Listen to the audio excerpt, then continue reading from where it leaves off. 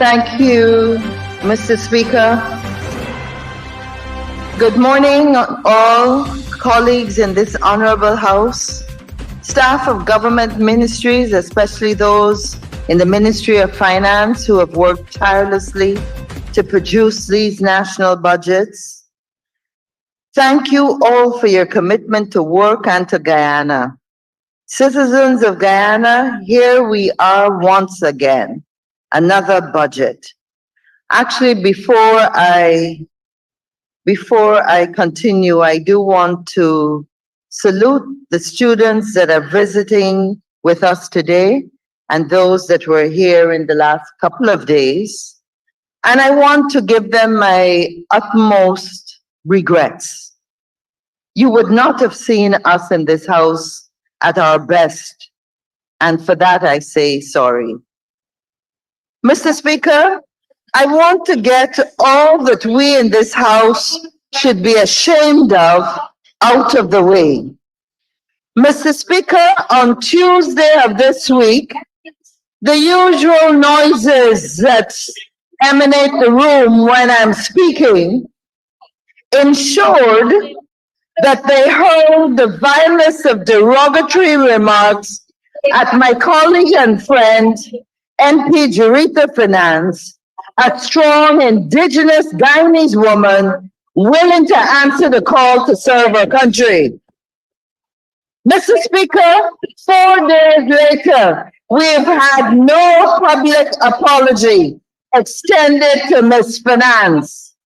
I want all Guyana and the world to know that this is now the norm for some members in this House. And this is confirmation of exactly what I am talking about. But you know that the empty vessel makes the most noise, and we must avoid loud and aggressive persons. Mr. Speaker, 4 days later, as I was saying, we've had no public apology extended to Ms. Finance. I want all Guyana and the world to know that this is now the norm for some members in this House. I want to ask this PPP government, especially the women MP sitting on the other side of the House, to say, did you hear the abuses extended to the Honorable Jurita? You are consistent in your silence, and as individuals, you have failed to stand up when it counts, and when it comes to speaking out against gender abuse, gender violence in this National Assembly. This Honorable House at the highest level has not said no to this. It has not said no, this is not what we stand for all Guyanese women and to the world. The silence from men who have daughters and who should know better has been deafening. But let's keep waiting for the apology.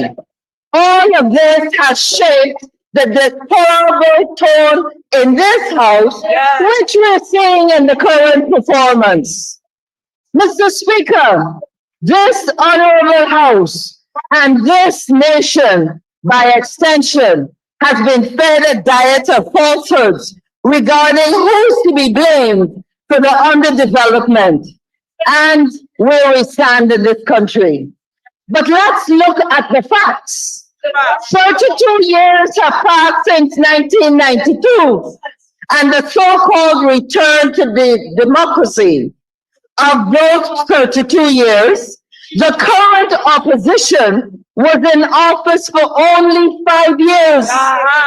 Only 3 years elapsed before the no-confidence motion of 2018.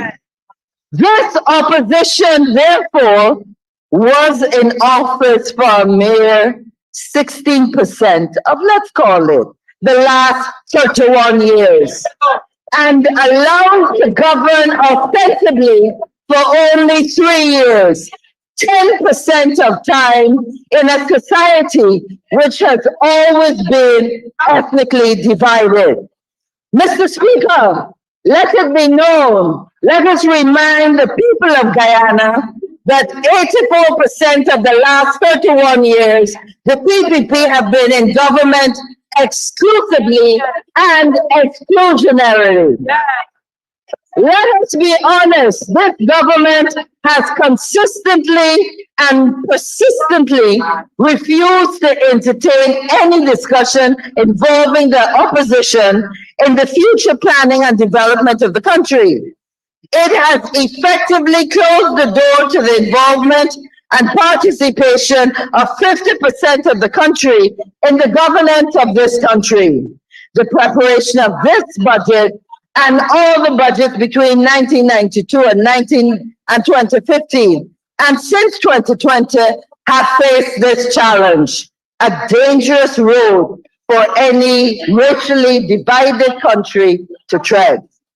After 26 years out of the 31 or 32 years of being in government, the PPP side members on this side of the House still want to blame the opposition for the lack of progress, the garbage on the streets, the poor maths and English results. This is the fact, it is a fact, that not one hinterland school could get a grade 1 in 2020, as posted on the Ministry of Education website itself. Now let us look at those hinterland results. In 2016, hinterland grade 1 passes for hinterland and riverine communities by year. In 2016, only 2%. 2017, 1%. 2018, 1%. 2019, 0%. 2020, 2%. 2021, 1%. And 2022, 0%.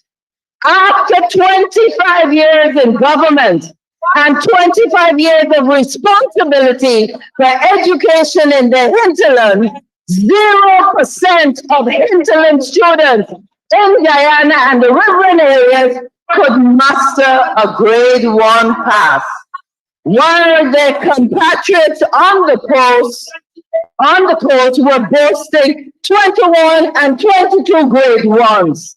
If that is not apartheid in education, I do not know what is. Mr. Speaker, my concern is that this budget does nothing to directly impact that challenge. I had hoped that this year, this budget, there would be some buzz permeating in this dear land of Guyana.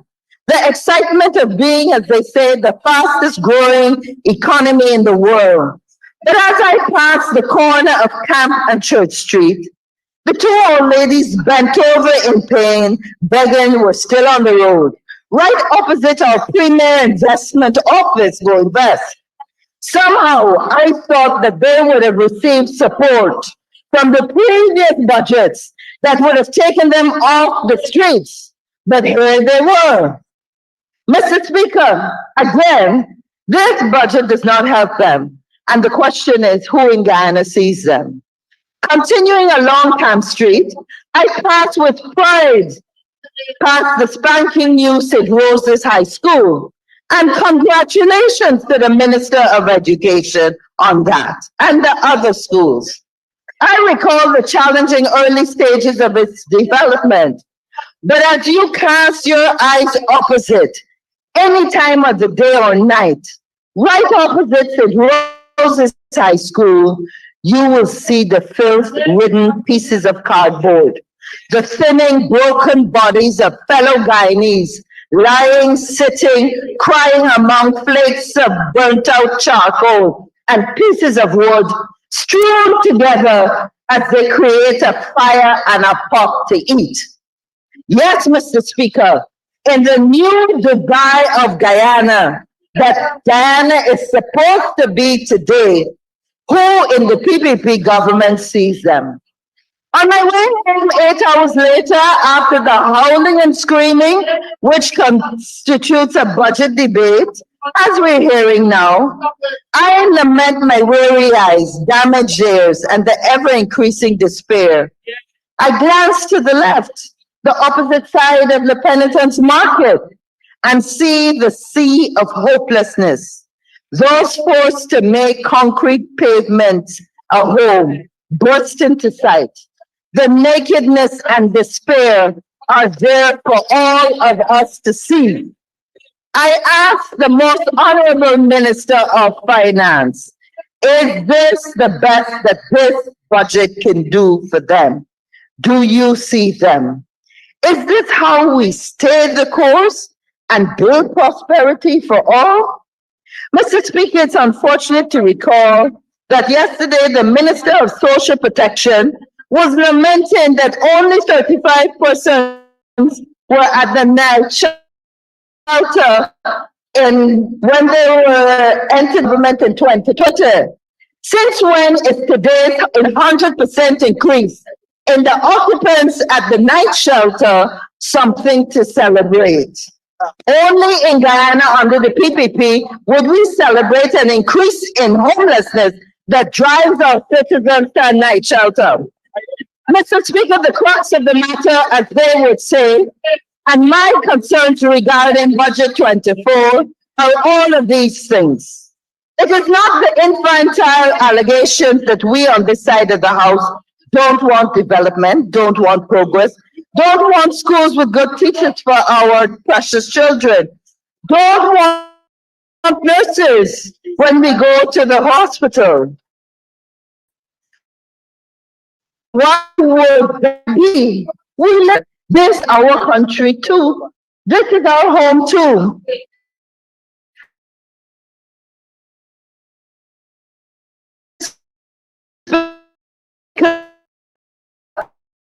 The issue is that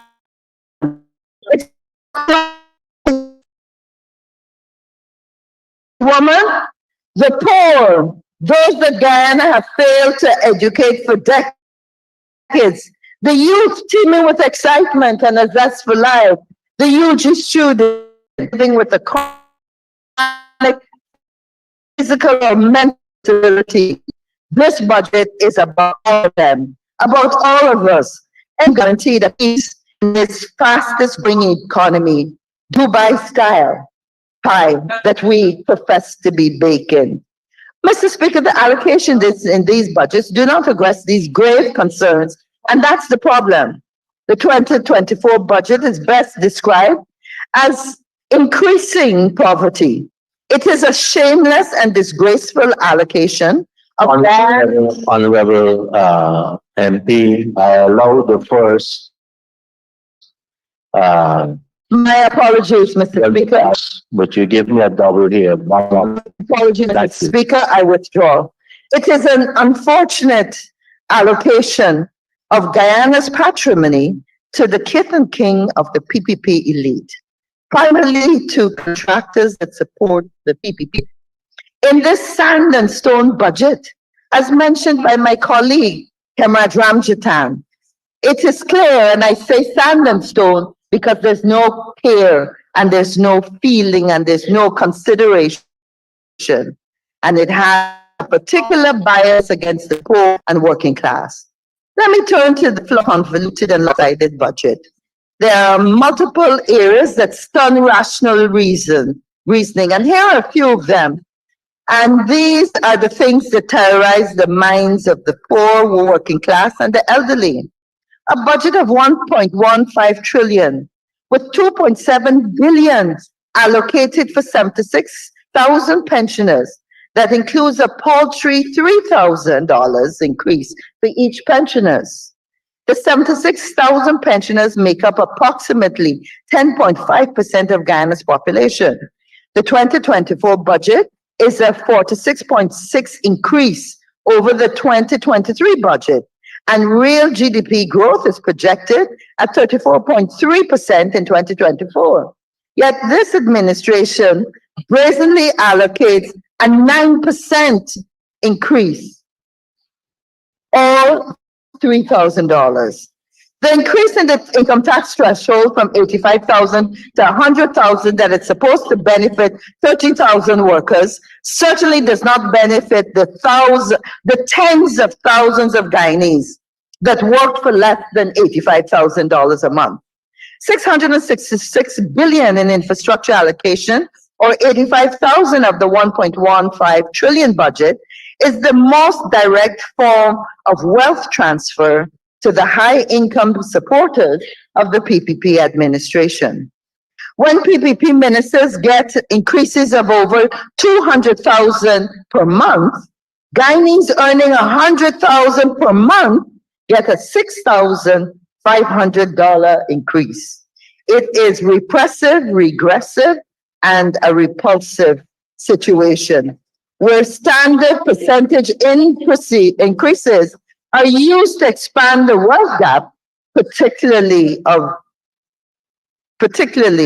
the wealth gap. The 2024 pro-poverty voucher budget allocates $3,000 eye care vouchers for school children, 15,000 spectacle vouchers for the general public, and these deliverables, these measures are good. $8,000 for cervical cancer. The 662 billion infrastructure construction transfer is now supplemented with billions for private hospitals, primarily owned by friends of the PPP.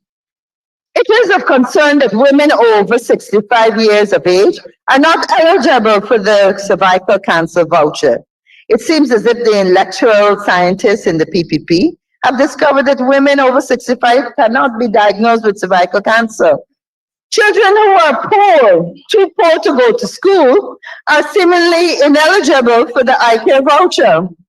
According to Minister Indar, 204 billion has been set aside for roads and bridges for every community, with over 4,000 community roads. All of them, all the highways and byways and bridges we're building. Suffice to say, these are statements with tragic comedic elements. Included in the boil and fry budget, Mr. Singh removes VAT and duties from fire extinguishers, smoke alarms, and sport equipment, and then goes on to downgrade, and twist the meaning of technology. Cell phone accessories such as chargers, charging cables, and headphones, along with components for repairs. This is the full extent of his VAT reduction policy. Value-added tax is the most suffocating tax on the poor introduced by the PPP. And not surprisingly, little is done by the PPP administration to deal with VAT in this pro-poverty budget. The public assistance increased from 16,000 to 19,000, does not provide information on the approximate recipients of the minuscule 3,000 increase. Whenever the PPP administration is thinking of providing for the poor, they seem to think that 3,000 Guyana dollars or 14 US dollars per month is more than enough for those that are impoverished. Mr. Speaker, this is a different time for Guyana, and that's why this budget is so sad. After all our trials and tribulations as a nation, as a country, we finally have the financial resources to do better. The question is, will we? Mr. Speaker, my beef for this 2024 budget is that it's given $1.41 trillion. Too little, may the accountants say just over 1%, is directly reaching the pockets of most of our population. Life is still a struggle to put food on the table, to find shelter for your children, for too many Guyanese.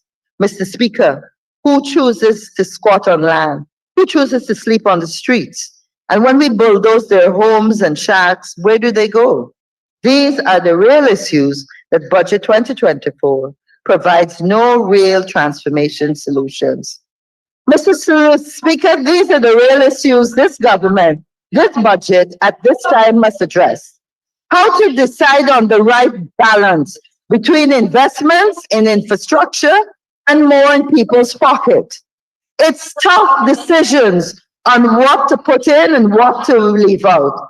And with all due respect to this government, This cannot be achieved when you publicly state your government's policy is not to include the opposition and key civil society groups in the decision-making process.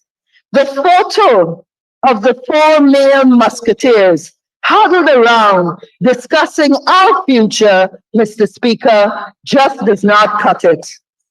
Mr. Speaker, some of us may be more qualified, just as qualified. Some may be less qualified. But the inclusive democracy of our Constitution in Article 13 demands that we establish must involve all. Government, opposition, private and public sector, civil society, youth, the pensioners, all Guyanese, if we want to develop a strong, secure foundation. This country belongs to us all. Mr. Speaker, a few days ago, several of the ministers ranted about the constitutional violations that plague our society. And I too want to raise the grave omissions in this area, which I had hoped would receive allocations in this budget. The Constitution of the Cooperative Republic of Guyana, Article 154A, entitles every citizen to the human rights enshrined in the international treaties. And I quote, "Such rights shall be respected and upheld by the executive, legislature, judiciary, and all organs and agencies of government." Mr. Speaker, we Guyanese can access these rights and protections internationally as enshrined under the Inter-American Convention on the Prevention, Punishment, and Eradication of Violence Against Women, to which Guyana is a signatory. Unfortunately, Mr. Speaker, these rights can only be enforced in Guyana if our Human Rights Commission is established as required under our Constitution. This government, although lauding and upholding all the tenets of our Constitution, has consistently and conveniently refused to establish the Human Rights Commission. Mr. Speaker, for the purposes of sharing information on this convention, I quote Article 1. "Violence against women shall be understood as any act or conduct based on gender which causes death or physical, sexual, or psychological harm or suffering to women, whether in public or in the private sphere." End of quote.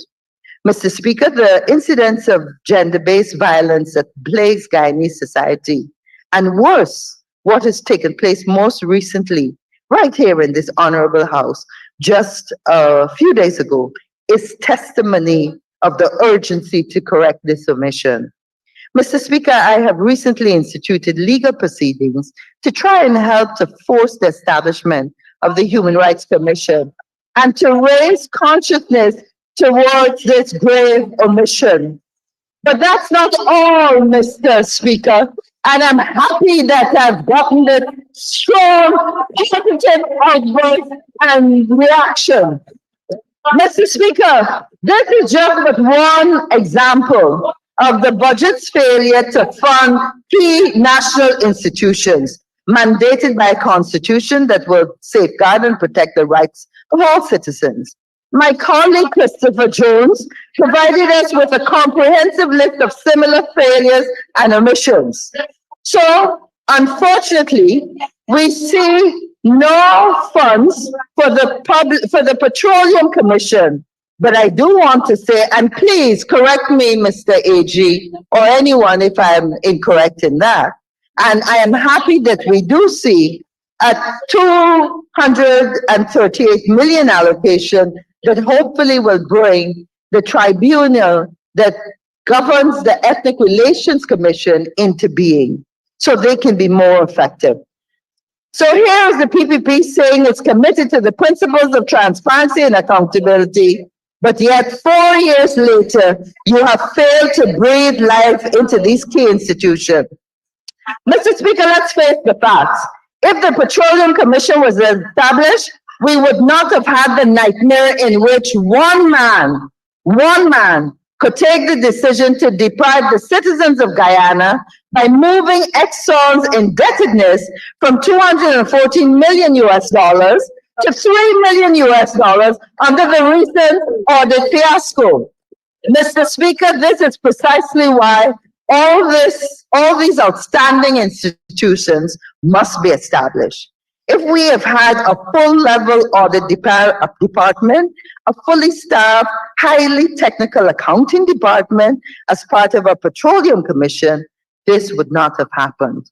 With institutional checks and balances, one man would not have been in the position to make this mistake. Energy and gas to shore.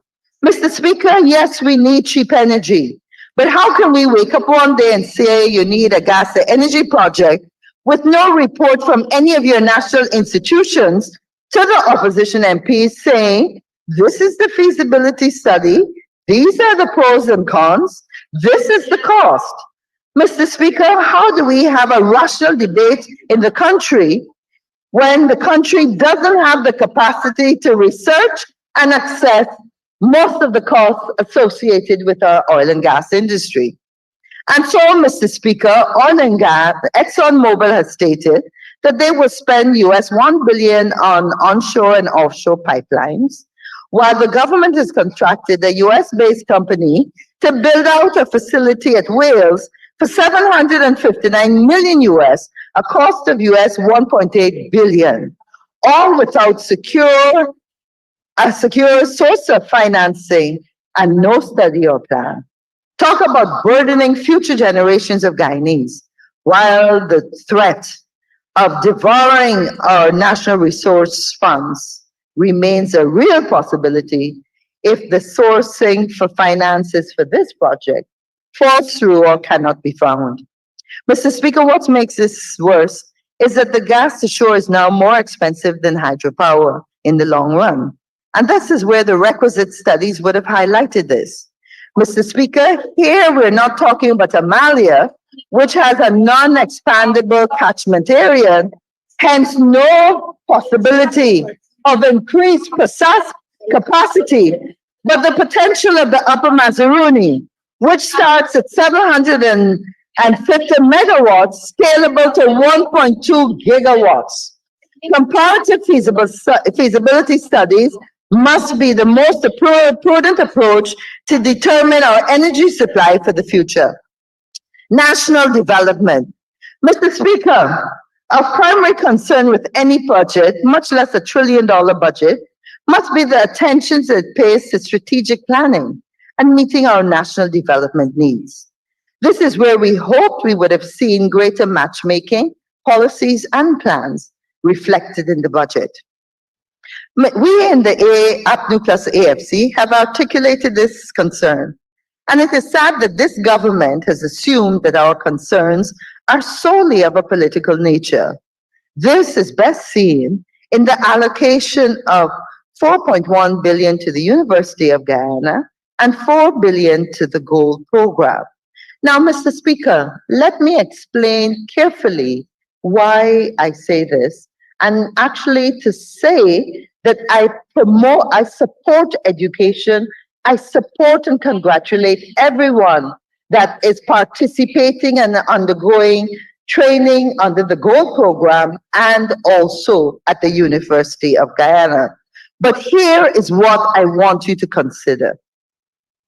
The University of Guyana is faced with real costs: building infrastructure, maintenance, wages, salaries for lecturers, admin staff, research and development, and other key expenditures.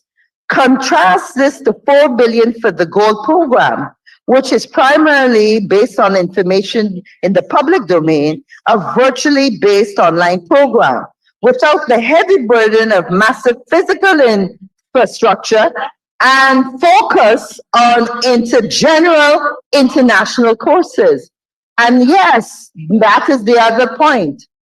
We, at this stage in our development, should be promoting funding for training that directly impacts our country.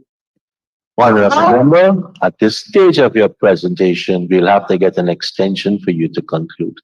Thank you, Minister. Comrade Speaker, I do move that the honorable member be given 5 minutes to conclude. You do move or you're begging for? I do move Oh, move, sorry. that the honorable member be given 5 minutes to conclude our presentation. Thank you, Opposition Chief Whip. Honorable MP, you may start from now. Thank you, Mr. Speaker. Matching of our human resource needs that are required to drive the oil and gas industry must be our priority. And therefore, the more that we can encourage training and development in areas that impact us. Research and development, for example, we're unique. We are below the sea level. Departments that deal with draining and irrigation must be well financed so that when we're building roads and sea defenses, we must know how it's going to impact on our unique peculiarities. Mr. Speaker, what seems to be lacking in the last few years is the National Development Plan, in which this and previous budgets sit, or the articulation of the development plan if it does exist. Not the manifesto of a political party, or I'm talking about a real national development plan that everyone in the country can follow and support. Mr. Speaker, I am proud and happy of the developments in the tourism industry, and I compliment the private sector. I compliment previous ministers of government. I compliment the current Minister of Tourism in some of the key developments that have taken place. Guyana together over the last 2 decades have worked together to ensure we have a good tourism product. I, however, find it unacceptable that the minister, after close to 2 years, has not been able to institute the Guyana Tourism Authority Board yet. Mr. Speaker, we hear a lot of bantering about British Airways. And I just want to say that in 2015, we went to World Travel Market with an aviation expert contracted by the AFC government, and we met with BA, as it should be. All of us are part of the process. One may start the race, it's up for the country to make sure that somebody completes it. I know I'm out of time, but I certainly want to mention that Mr. Minister of Finance, there's some key criticisms affecting the tourism industry that are still outstanding.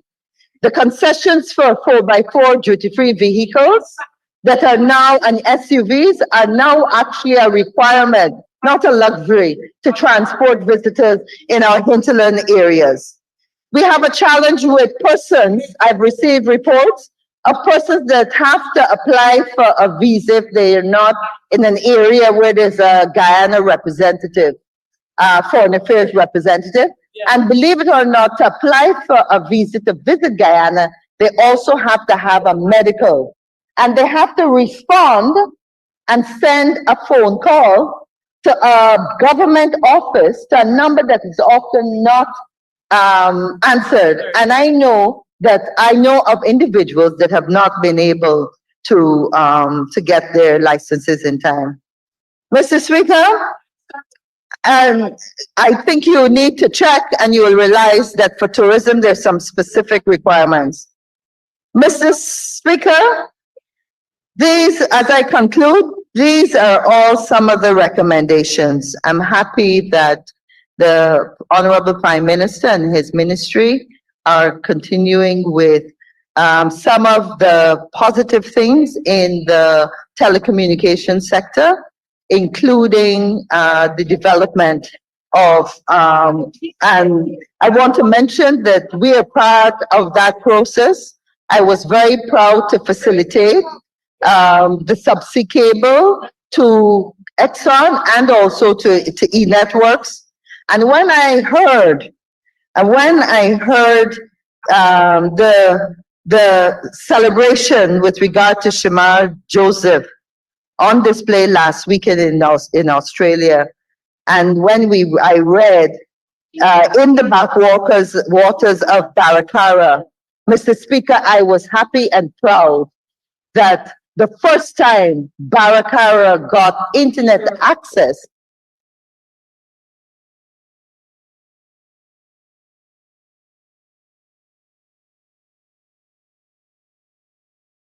to wrap up, I recall, Mr. Speaker, this budget process is testimony, unfortunately, to our failings.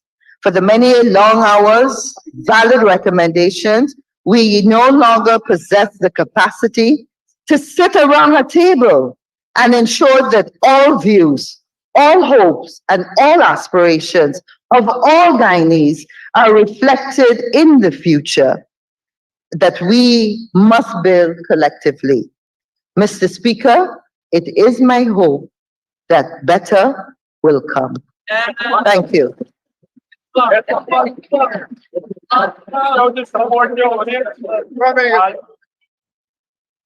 Thank you very much, Honorable Member.